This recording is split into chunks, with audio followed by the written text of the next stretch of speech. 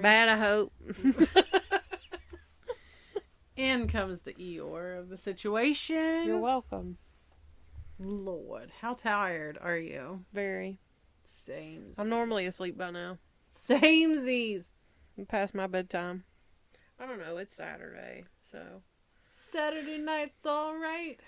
Usually I'm like laying in bed at least watching TikToks. Get a little action. May or may not be under the influence. Of what? You draw your own conclusions. Yeah. So, this week, what we got? Tell me. We got spooky stories out of Texas. See, and I thought about this after the fact. I have family in Texas. I could have reached out and been like, give me some good stuff. I don't know anybody in Texas. I mean, I can almost assure you that my family is not listening to our podcast because they're old. And that's very presumptuous of you. Well, no, listen. Yes, it was.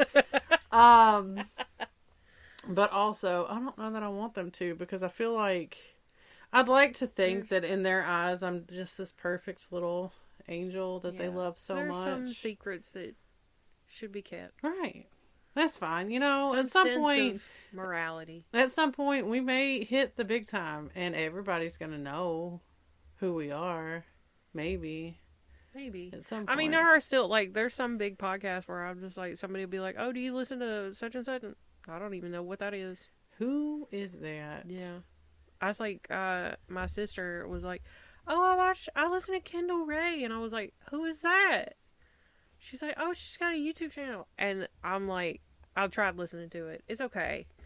But you can tell that the audio she posts on Spotify is the YouTube video audio. Oh. It's not good. Yeah. The audio is terrible. Oh. And I mean, our Janktown little setup isn't great, but it doesn't sound awful. It doesn't sound like we're in an empty room because we're not. We're in a room full of sharing, crap. Right.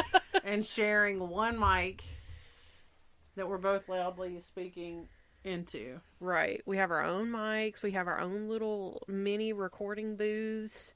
We can still see each other over them. We got a nice little setup. It's janky.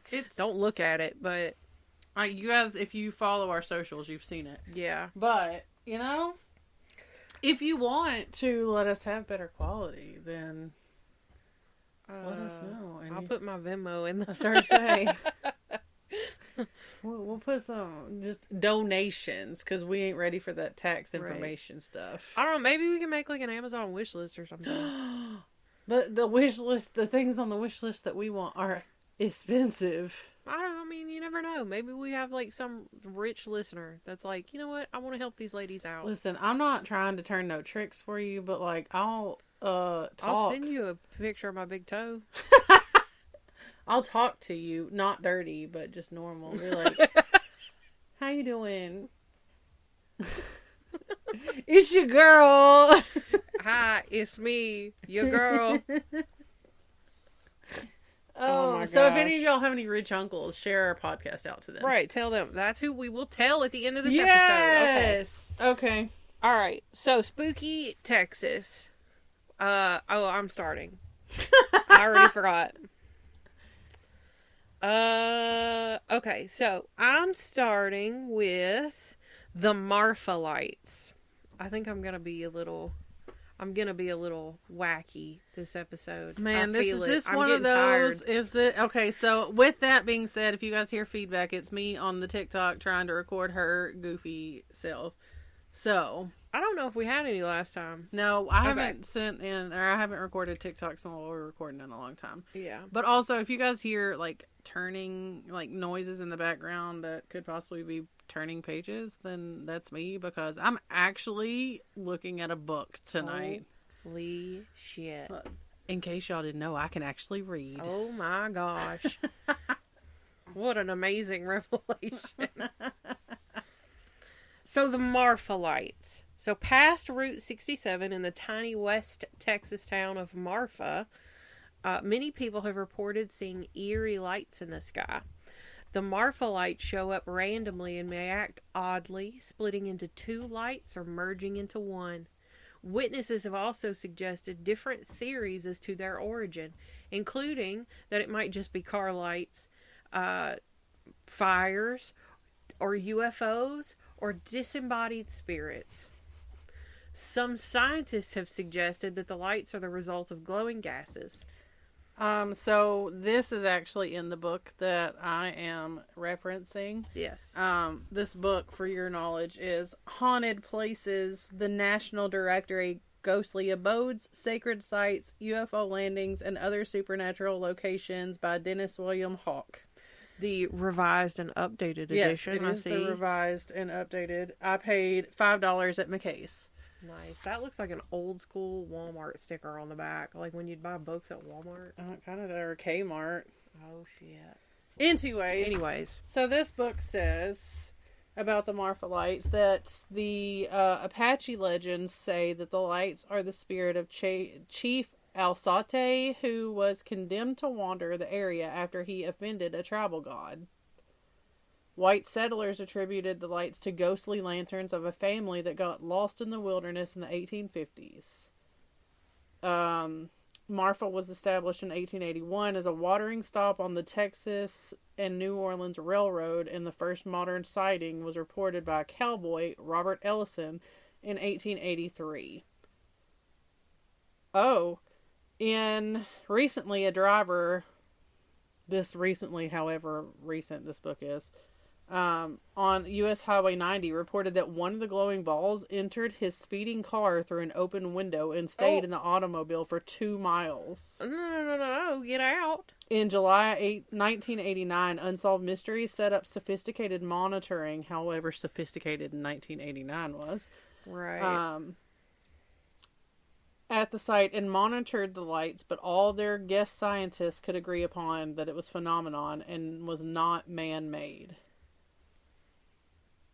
My source sucks. I'll try not to go through these as you're going through them and find my more information then. Oh, if you do, that's totally fine, because clearly my source was not that great. So, the haunted lighthouse of Bolivar Peninsula. There are several stories that surround the dreary lighthouse at the end of Bolivar Peninsula. The creepiest being the one that claims that the lighthouse, which used to guide ships into the port of Galveston, is haunted by the spirit of a crazed teenager who murdered his own parents. Ooh. However, there's no local history to back up that urban legend, and it was probably just fueled by teenagers who were whiling away their time in the small town by daring each other to go inside. They were wilding out. Wild. Wilding. Well, who came up with that word? Wilding. I have no idea. Okay. There's something from the early 2000s, I would suppose. So, the ghostly nurse of Bexar County Hospital. So the legend goes, there is a murderous apparition that goes from room to room at the old Bexar County Hospital and would kill patients in order of their room number. There seemed to be a hot spot of activity in one particular ward where patients would ask about the nurse in the old-fashioned uniform. Hospital staff checked the security monitors and noticed patients behaving strangely, seeming to speak to someone who wasn't there, or grasping out for something when nothing was in front of them. Then staff noticed that patients were dying in room number order. The deaths ended when the next room in the sequence was vacant. Unfortunately, Bexar County Hospital had a very real angel of death in their employment. Janine Jones was convicted of poisoning between 11 and 50 infants between 1977 and 1982. That's a wide range. And she is currently serving a life sentence at the Dr. Lane Murray Unit in Gatesville, Texas. Good. Right in there. Next we have Center Theater. And in Corpus Christi, this old theater is said to be haunted by the ghost of an usher who was reportedly stabbed to death by a jealous boyfriend shortly after the theater opened in 1942. The theater still stands today and is used for wrestling events and concerts. Can you imagine that that's like your eternity as a ghost? Right. Venue goers say to be on the lookout for shadowy figures lurking in the corner.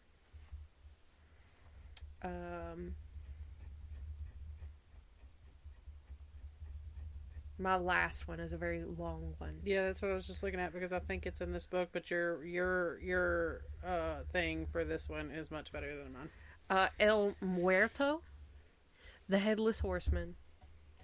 So, 1800s Texas was a lawless and wild land that attracted many criminals such as thieves, murderers, and other ruthless outlaws. So in rode the Texas Rangers, who were set to tame the wild Texas frontier. The Rio Grande to the south had been declared the border between the United States and Mexico. However, the Mexican government said no, insisting that the Nuances River was the border. Nuances? I don't know how to speak Spanish. I'm just going to go ahead and say that. This left a huge parcel of land between the two rivers, also known as No Man's Land, a prime target for outlaws. Eventually, this dispute forced the United States to go to war with Mexico, in 1846 to make the Rio Grande the official border. It would be another 30 years before the Texas Rangers could rid the territory of the Mexican cattle rustlers and thieves. The Texas Rangers were a roving posse of expert gunmen and were not men you wanted to cross. They followed their adversaries everywhere and lived out of the saddle, often dispensing justice in a brutal manner. Two of these men were Creed Taylor and William Alexander Anderson Wallace, or Bigfoot Wallace, who was a folk hero. It was Bigfoot Wallace, with Creed's blessing, who unwittingly created El Muerto. In 1850, a man known only as Vidal was busy rustling cattle all over South Texas, and soon he had a high price on his head, dead or alive. During that summer, Vidal took advantage of the Comanche raid, which pulled most of the men north to fight off the attack. Meanwhile, the sparse settlements were left unguarded. Vidal and 3 of his henchmen wasted no time in taking advantage of the situation and gathered a considerable number of horses on the San Antonio River, heading southwest towards Mexico. What Vidal did not know was that he had stolen several prized Mustangs belonging to Texas Ranger Creed Taylor, who would have been there to defend the settlement had he not gone after the Comanche. Creed's ranch was west of San Antonio and in the thickest of bandit territory, not far from the headwaters of the Nuances River. This location made Creed's livestock and horses the target of many bandits. Creed had enough and quickly gathered fellow ranger Bigfoot Wallace as well as nearby rancher by the name of Flores. Both Wallace and Creed were skilled at tracking, and the 3 men shortly found the trail of Vidal and his henchmen.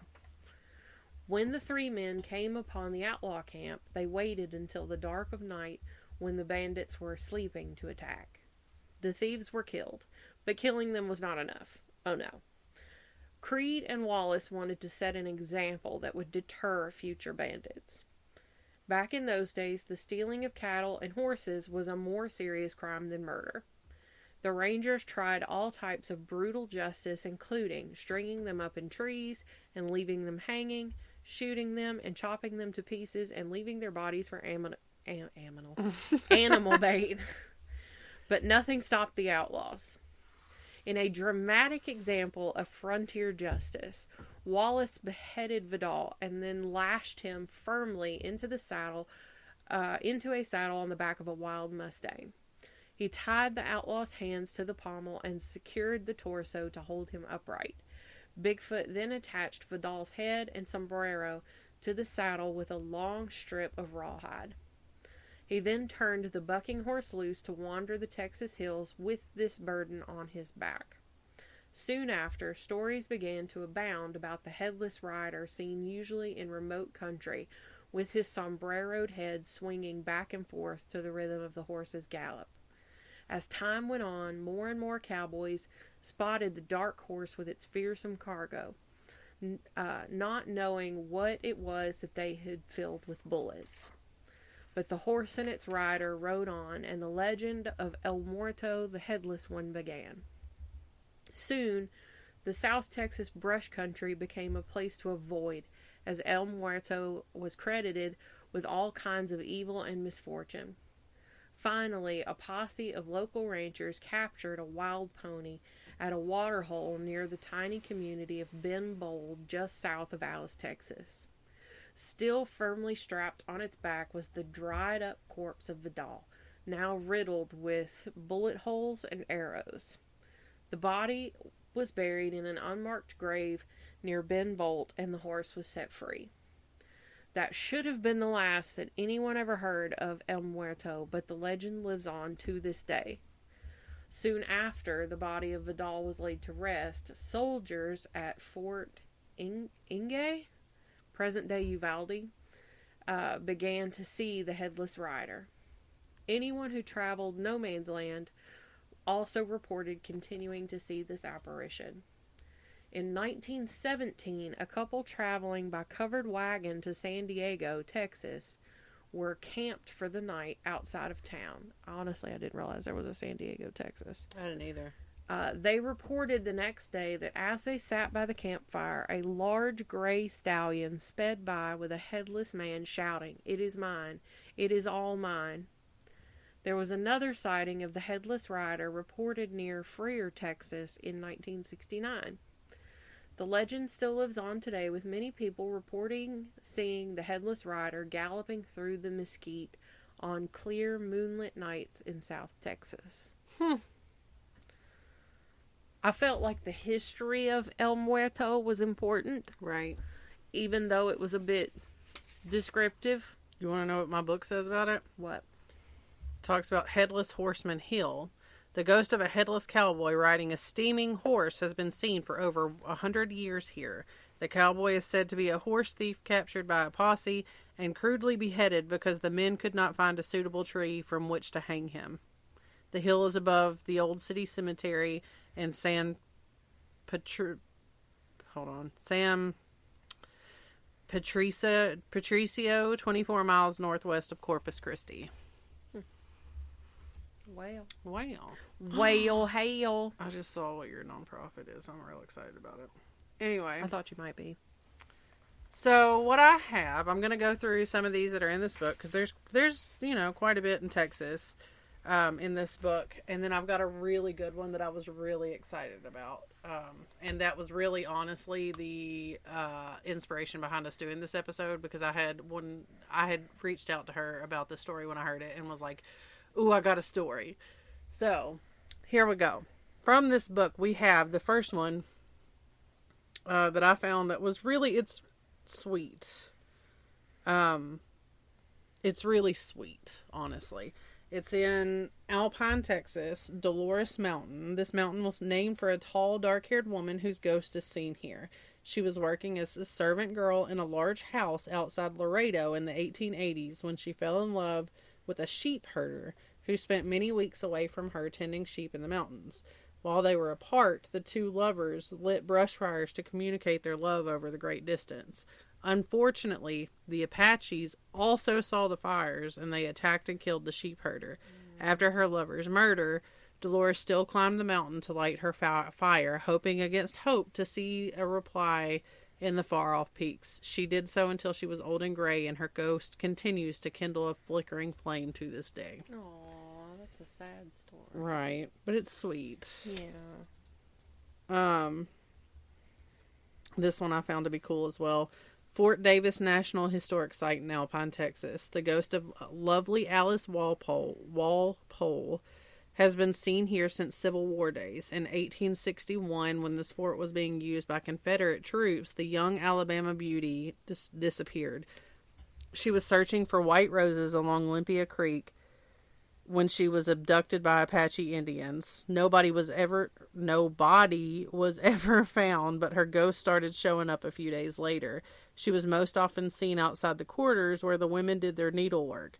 The mysterious odor of roses presages her appearance. Sometimes even now, out-of-season white roses are found within the compound.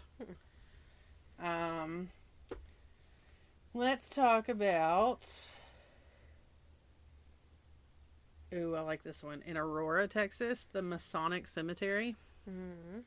According to some reports, there is an extraterrestrial being buried in this cemetery. In 1897, the Dallas Morning News published an article saying that a UFO sailed across the downtown section of Aurora and crashed into a windmill on the property of Judge Proctor.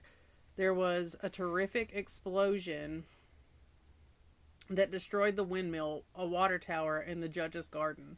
The craft was constructed of a strange metal, and records were found written in some unknown hieroglyphics. The pilot was killed, but his remains were definitely not human. According to the paper, he was buried in Aurora on April 18th. The story was not rediscovered until 1966 and was generally thought to be a hoax. However, in 1973, an unusual boulder was found in the Masonic Cemetery.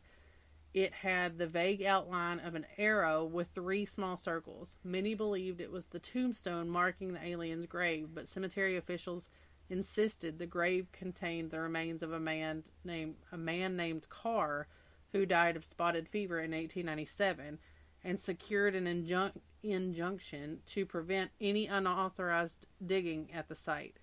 About that time, fragments of metal unearthed at the crash site were examined by a professor from North Texas University who declared the pieces to have very unusual characteristics, but another analysis at the Canadian Aeronautical Establishment concluded that there was nothing unusual about the metal.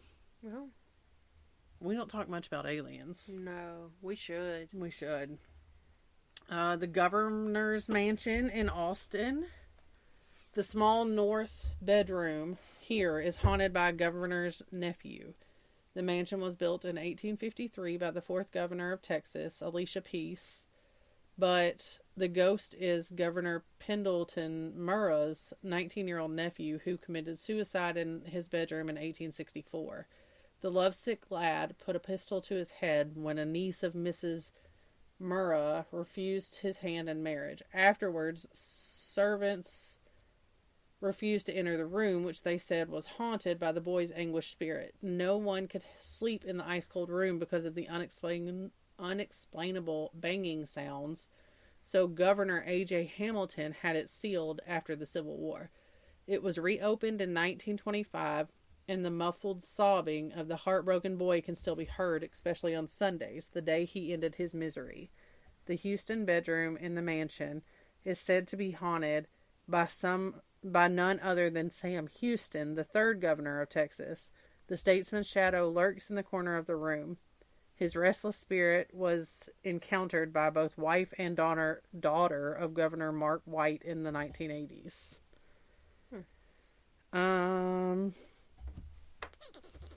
Here's one from University of Texas. It's kind of short. The ghost of Dallas Franz, a famous pianist and professor at this university, haunts Jessen Auditorium in the old music building. The professor taught here from 1940 through 1960s, and his presence is felt by many current students and staff at the auditorium where he produced so many well-received musicals. So if we've got anybody from the went to University of Texas, let us know if you witnessed this.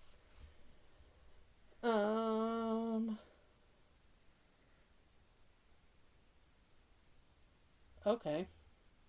Well, no, it's not very long. Here we go. Los Chisos Mountains in Big Bend National Park. The name Los Chisos means the ghost, and these mountains are said to be home to several lonely spirits. The deserted mountain passes here are home to the phantom of Apache Chief Alzate. He was executed by a Mexican firing squad in the early 1800s, which I talked about in the Marfa Lights.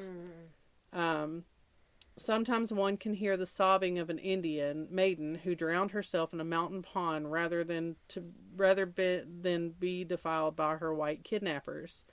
The foothills are also haunted by a very unusual ghost, a bull named Murderer. Oh. One day in 1891, 2 cowboys got into an argument about who owned a maverick bull found grazing near their herds. Their heated words turned into a shootout, and Fine Gilliland shot Henry Powell to death. Gilliland headed for the Glass Mountains, where 2 Texas Rangers hunted him down and killed him. Nobody wanted to claim the disputed bull. Instead, they branded it Murderer 1891 and let it go. But the bull, or its ghost, kept returning and soon became legend in these parts. It appeared to Powell's son and at the Wentworth Ranch bunkhouse where Gilliland had stayed. Every time there was a fatal shooting in the area, the ghostly bulls showed up in the saloon in Alpine. Several people tried to capture Murderer, but none succeeded. For the next 30 years, it seemed that anyone who came upon the bull turned into a cold-blooded killer. To this day, some claim to see the phantom black bull silhouetted against the Texas horizon in the Big Bend territory. Let's see. Oh. In El Paso, Thomas Jefferson High School. Mm-hmm. You ready for this? Probably First not. sentence got me. I was thrilled. Uh-huh. In 1947, the devil is said to have made an appearance at an underclass dance here. The Master of Darkness was driving a convertible when he asked a girl walking down the street if she wanted to go to the dance. The girl's mother had refused to allow her to go to the function, and the girl was pouting. She accepted the invitation, but only danced one tune before her partner twirled her out an alley door. When other students heard screaming, they investigated and found the girl bleeding to death from deep claw marks. Next to her, a large burning bush glowed menacingly.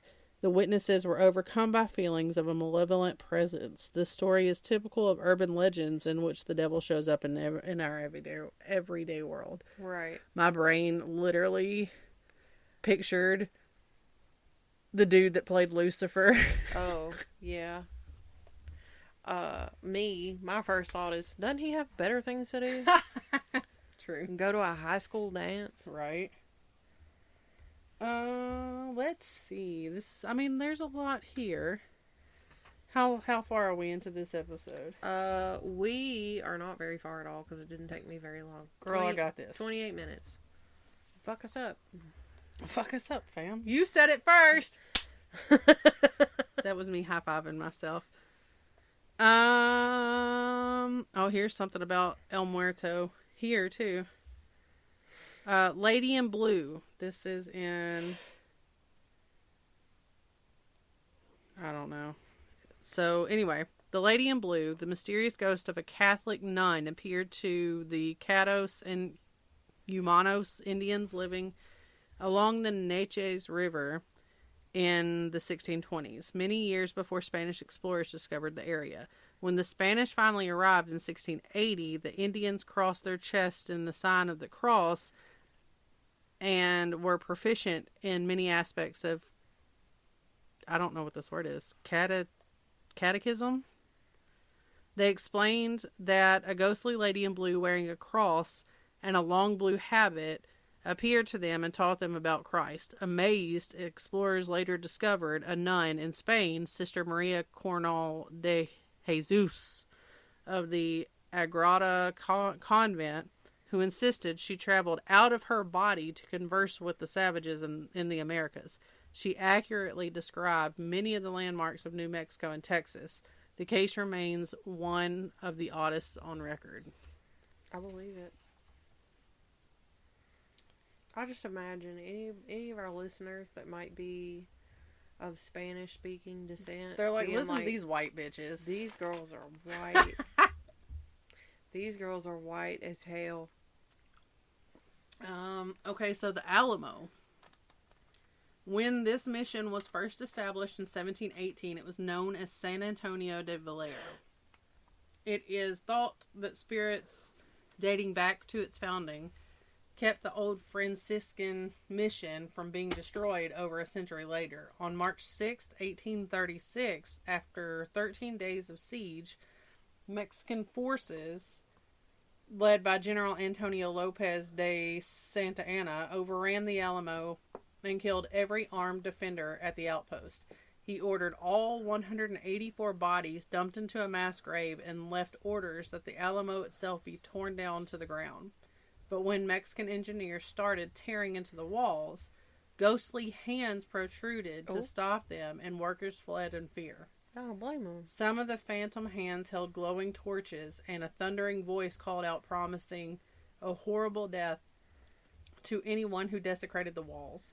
Ooh. Today, the Alamo still stands, much as it was on that fateful day in 1836, and tourists staying at the nearby Minger Hotel still report seeing grotesque apparitions emerging from the old mission walls.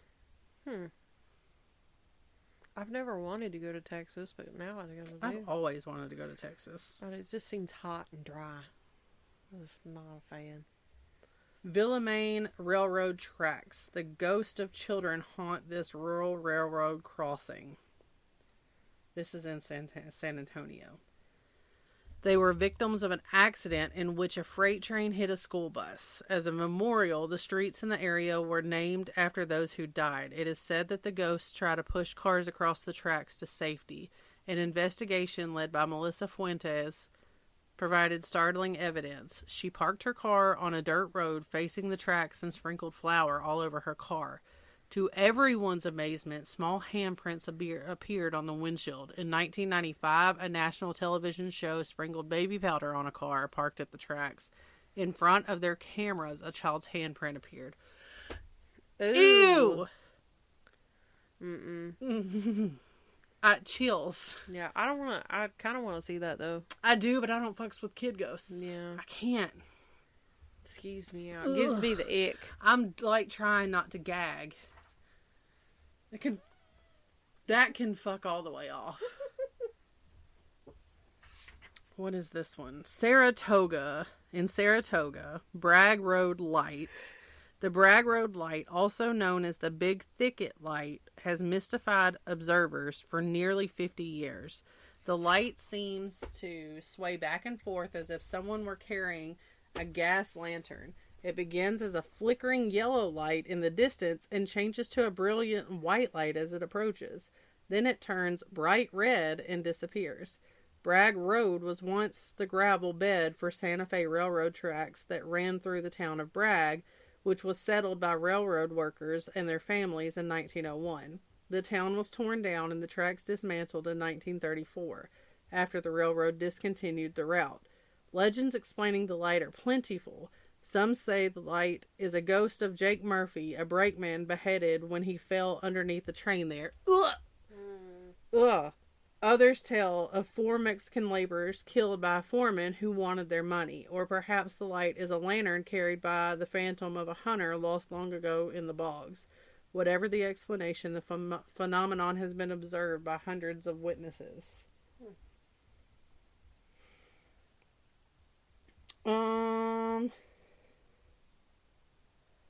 Oh, yes. In Tyler, Texas, the Bayard House, B-E-A-I-R-D, Bayard House, this modern ranch house built in the 1950s was the site of a mind-boggling poltergeist activity from 1965 to 68. In July of 65, hordes of giant June bugs repeatedly attacked the family while they slept in their beds. The attack stopped as soon as the lights were turned on. Hundreds of bugs littered the floors, but most of the bugs were already dead and dried up. Oh. Small objects floated in midair and unidentifiable high-pitched voices were heard in the house. Then the voices of 7 dead people, all known to the family, began resonating from inside the walls. Ew.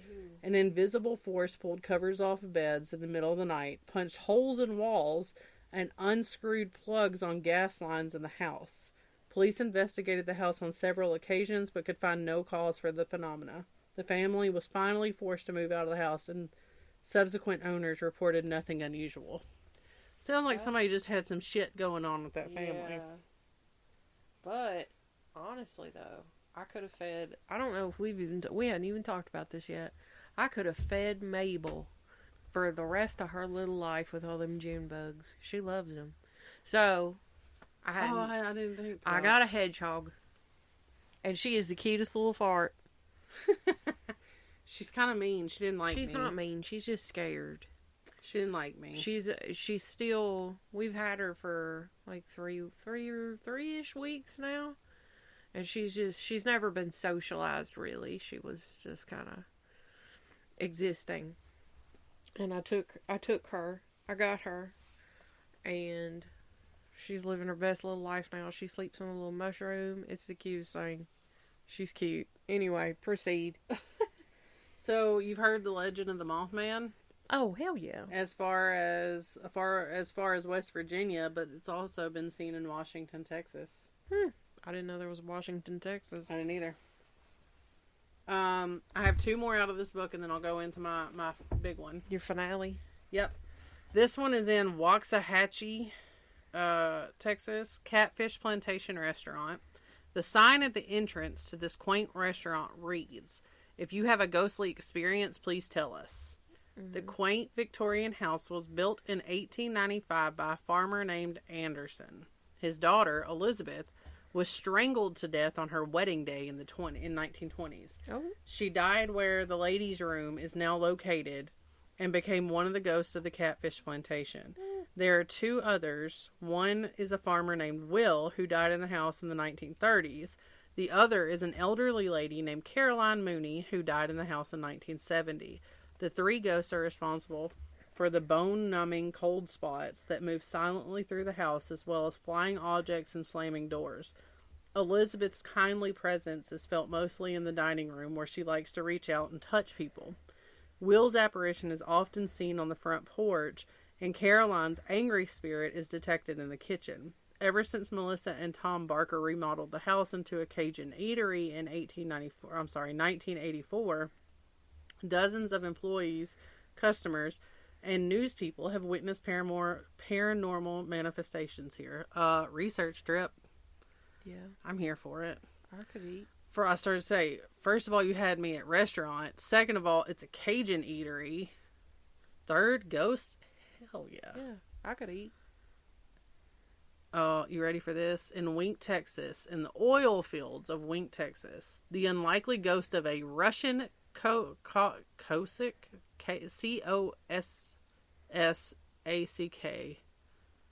haunts the oil fields. Haunts the oil fields around this small town. Nicole was a count whose family had escaped from the Russian Revolution. He brought his family and his fortune to Texas to learn the oil business from the ground up. He started out as a roustabout laborer, and then became a tool pusher. All the while he kept his fortune in gold hidden away in an abandoned coyote den. Or so the rumors went. And they were enough for a band of roughnecks who kidnapped the Cossack and his butler. Both died rather than divulge their secret. Before long, the ghost of Nicole started to appear near the oil derricks in the barren prairie outside of town, and even walking down the Hendricks Boulevard. Dozens of townsfolk saw the ghost over the years. One of the more well-known witnesses was rock and roll star Roy Orbison. What the fuck? Who saw the ghost on a dirt road east of town in 1950. According to the legend, his treasure is still buried in the prairie 3 to 5 miles due east of Wink. I don't know. I trust Roy Orbison's opinion. So, there you go. Must be true. Must be true. Alright, so my last story for this that I'm real excited about. Do you want me to play a cheering effect or something? Go for it. We'll do this one. It's like... Okay. So I got this story, and I'm going to give credit to, you've heard me talk about the Witch Bitch Amateur Hour podcast. Spooky Sode number 5. I was listening to this episode because, it's like way back in their stuff, and I love this podcast, but I'm so far behind, and I'm just trying to get up to, because, at some point, I plug them so much, they're probably going to be like, oh, we got to give, hey, to our girls Wanderers of Weird, and I'm not going to know because... You're not going to know for like a year. Right.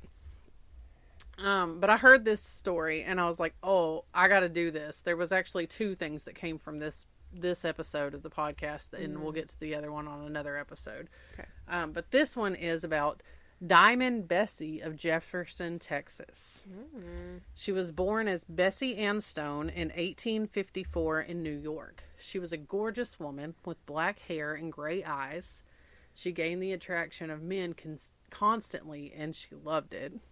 So much so that, at the ripe old age of 15, she willingly took up prostitution. Mm. She met a man with the last name of Moore and decided to keep the last name even though they were never married. Oh. She just liked it. Well, fair enough. She became very fond of diamond jewelry. Mm-hmm. She racked up a collection either by gifts or this was a form of payment for her services. Mm. She was known in brothels around Cincinnati, New Orleans, and Hot Springs, Arkansas.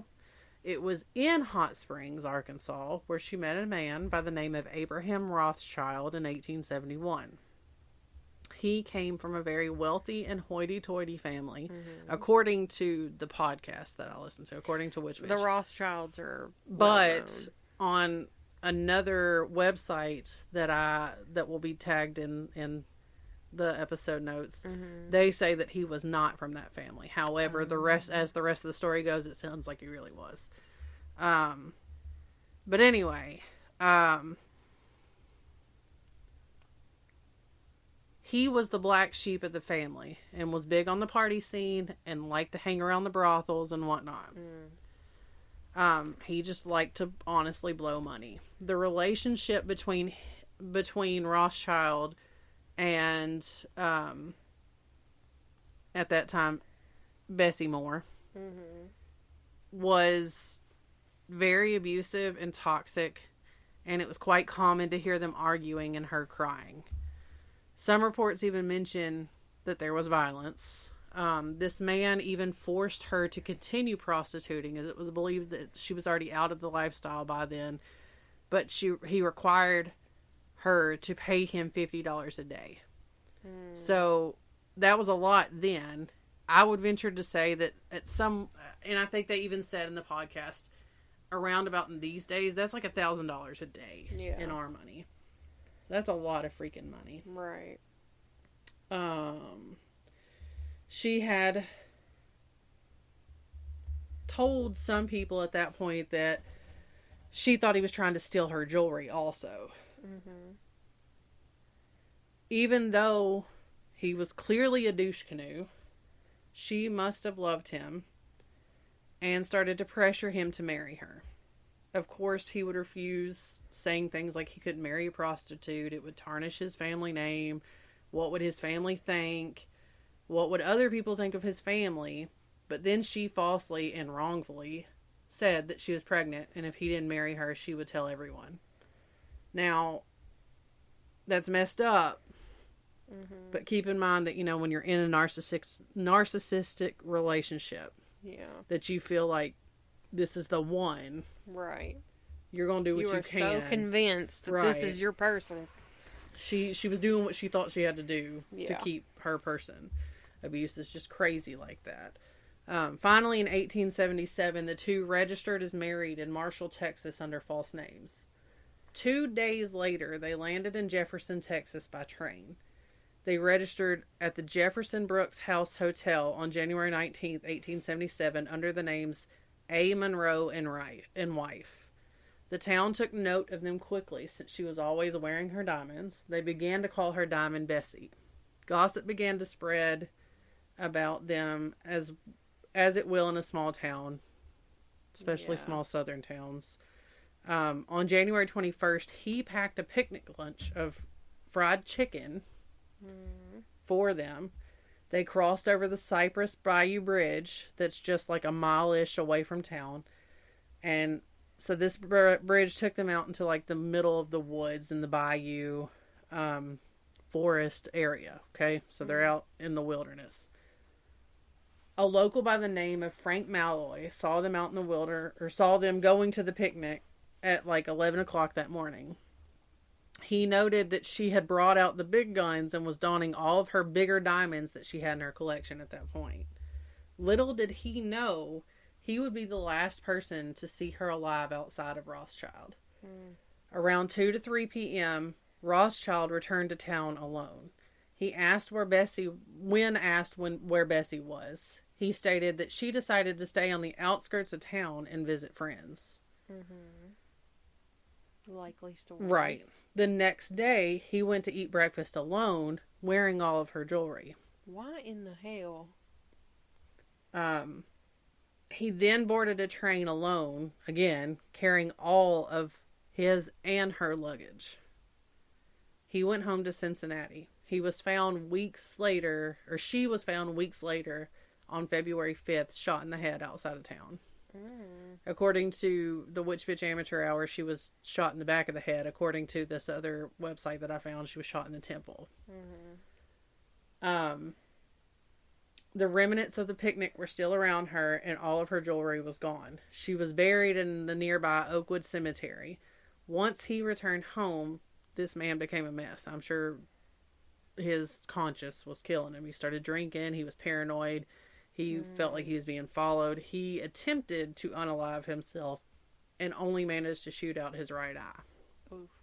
So the story of her death and all that enraged enough of the townsfolk of Jefferson, Texas, that they were able to put together enough money for the sheriff to go to Cincinnati to get Rothschild. This story went national. Oh, wow. It was front page news because the man was part of a big, well-to-do family. Right. The family put together more than 10 hugely successful lawyers. They moved the trial out of Jefferson to Marshall, Texas, less than 20 miles away. Trial began in December of 1878. The trial was back and forth as the defense argued that the time of death was suspicious as the body was all too well preserved to have been laying in the woods for 2 weeks. But like my thought process behind that is, it's cold. It was December, right? I'm looking. Nope, it was January. But it's also Texas. Well, true. But it's like, it's dry in Texas. On December 24th, he was found guilty in the first trial and was sentenced to death.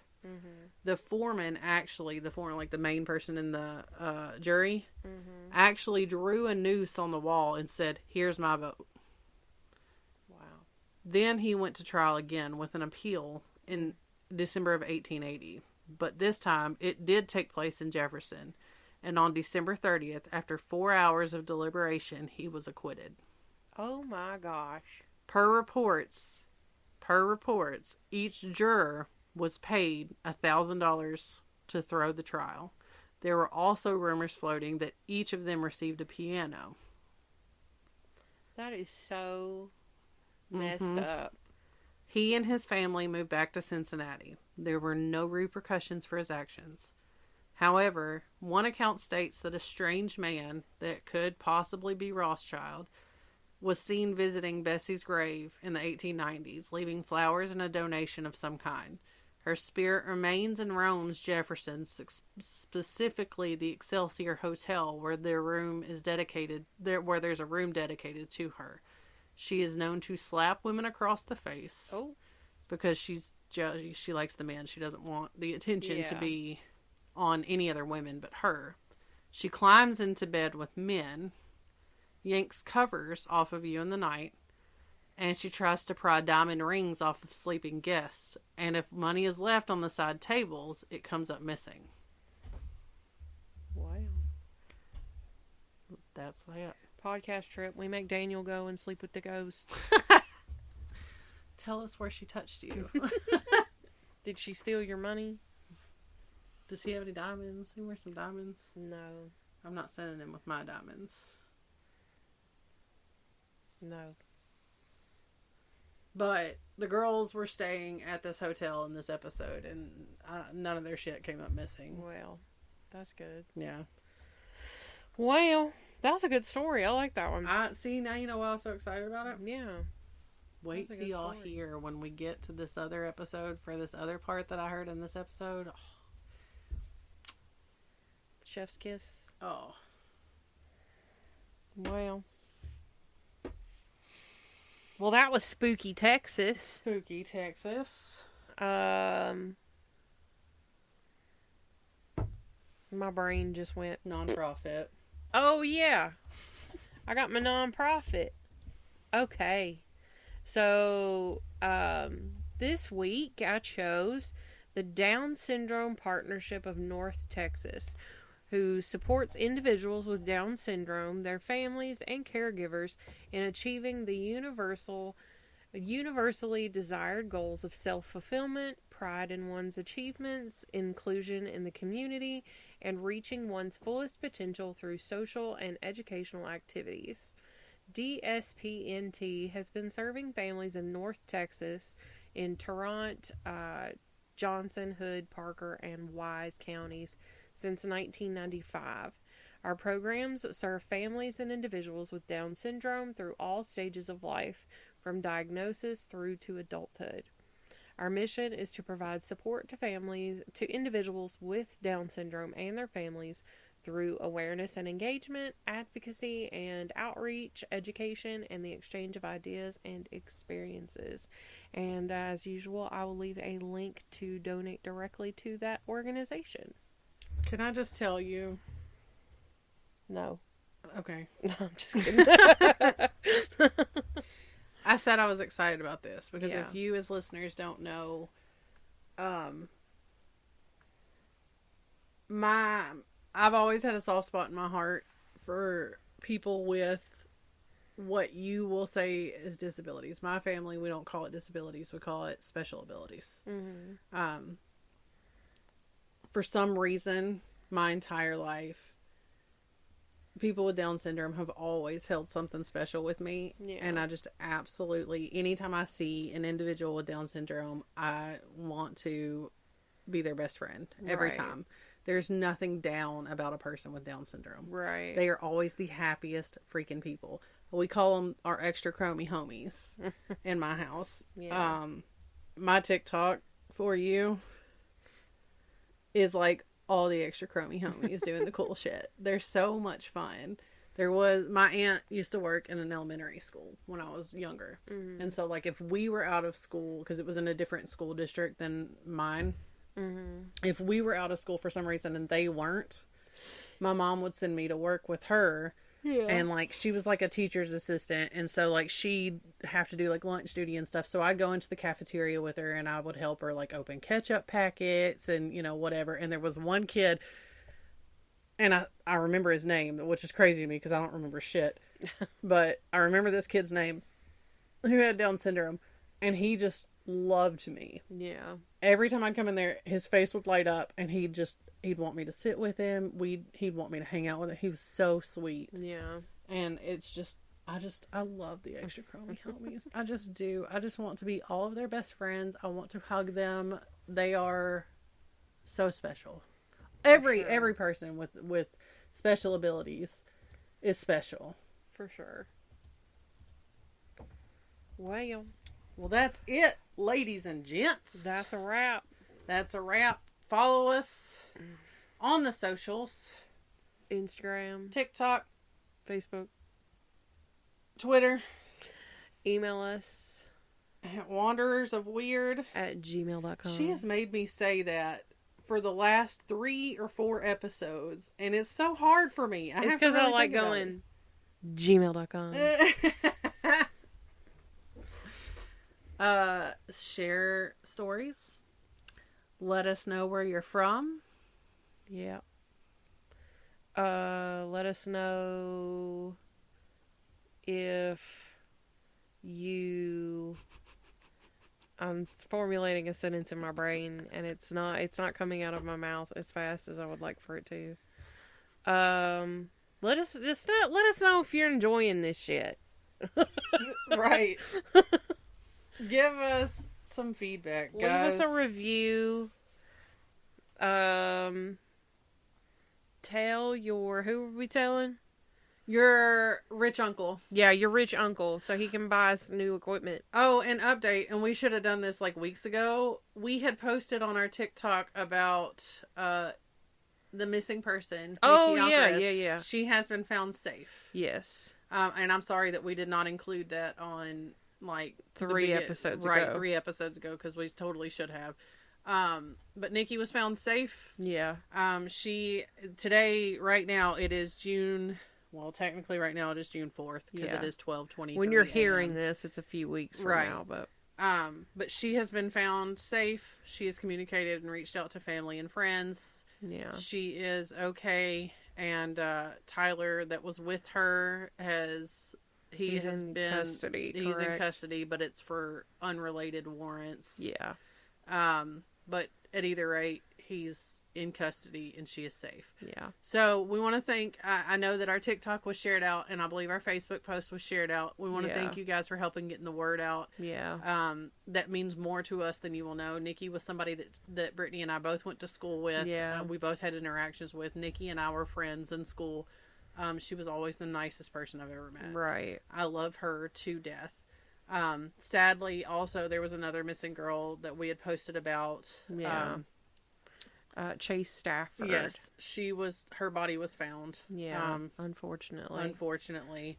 But that one has been solved as well. Our thoughts and well wishes are with the family and friends of her. And we're, truly sorry for the outcome of that situation. Right. I wish it could have been something more similar to Nikki. We hope justice is served on that front. Right. But again, on a happier note, thank you guys for getting us to where we are. Hopefully at this point, and I'm very positive, but at this point we will have reached over 1,000 downloads by the time you guys are hearing this. Yeah, I hope so. We are so excited. I never thought we'd make it here. No, I really didn't. We're like 30 something episodes in, 1,000 downloads. It's cool. Listen, and Brittany's done promised me, and I'm going to hold her to this, that when we hit a year mark, we're getting matching tattoos. So, if we have anybody out there that wants to construct us a matching tattoo. I was going to say, tattoo ideas, because, we can't agree on anything. No, we've been saying we've said that we've been friends for 20 years. Yeah. We've been saying for years that we want to get matching tattoos. And we'll find, just like best friend tattoos. But we'll find tattoos and we're both like, oh, that's a really good idea, but let's do it this way. And then 3 weeks later, I'm sending her TikToks. Oh, well, what about these? Yeah. So, listeners, if you draw or if you're a tattoo artist, hit us up with some ideas for our 1 year anniversary. Right. Wanderers related or not, I'd like it if it was Wanderers related, because this is something that I would like to carry with me for the rest of my life. So, I feel like the logo itself is a little bit too much. Too detailed, yeah. For us to, because I don't want to get something massive like that. No. I am a believer in the small tattoos. Yeah, something little. I want my skin to be a collage. Right. Says the person that half of my leg is covered with one tattoo. Oh, and my whole forearm. There you go. But anyway. Yeah, let us know, guys. Design us some tattoos. Yeah. I expect to see at least one email from somebody. If we don't get it, I'm going to be mad. Yeah, I'm going to be upset. My feelings are going to be hurt. I'm going to cry about it. Right. And I'll tell your rich uncle that you didn't do that for me. Facts. No cap. No cap, fam. No cap. All right, guys. Are we young and cool yet? Shit. Is that a thing? No. I don't want to be. Not in our 30s. Right. God. All right, guys. Thanks so much. Bye. Okay, bye.